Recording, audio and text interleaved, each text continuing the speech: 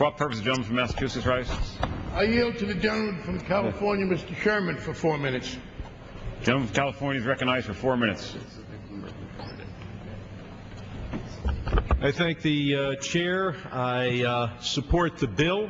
I wish it went a bit further. And I, of course, oppose Mr. Garrett's amendment.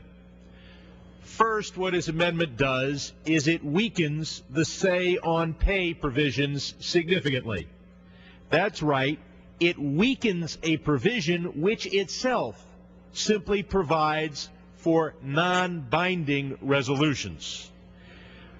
But the core of the Garrett amendment is that it eliminates the provision in the bill which is designed to provide very modest restrictions on some very peculiar and pernicious compensation formulas that have been used on Wall Street. Now let us look at how narrow this provision is. It applies only to financial institutions and then only to those with over $1 billion. It does not prohibit $1 million a month salaries. It does not prohibit $10 million a month salaries. It allows an executive to get a cajillion stock options and another cajillion shares of restricted stock. This bill is not an overall limit on compensation on Wall Street. What it does is it prohibits those compensation formulas that provide an incentive for taking extreme risks, risks that are bad for our economy, risks that are bad for the company.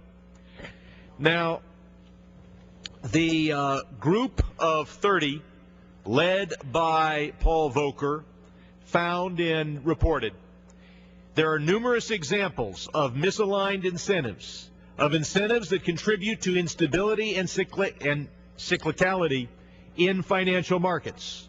The crisis has driven home the importance of aligning compensation practices with the incentives and controls in a firm's risk management program. Aligning pay with long-term shareholder interests rather than short-term returns that cannot be sustained and which entail greater risk.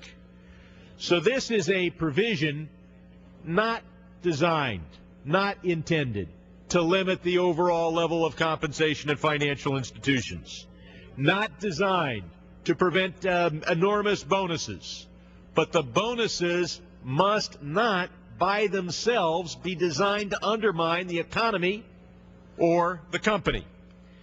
Now, this is a small step that we can take to make sure we don't have another financial meltdown. Let me respond to Mr. Hensarling and others who came to this floor and basically said, all we have to do is make sure there are no further bailouts. Well, I opposed the Wall Street bailout, but I'm not going to join with those who say the only problem we had in September of 2008 was that we voted for the bill. We've got to act to prevent the next financial meltdown. And it is not enough to come to this floor and say, well, it's okay to have another September 2008 as long as we vote against that some future bailout bill twice instead of once.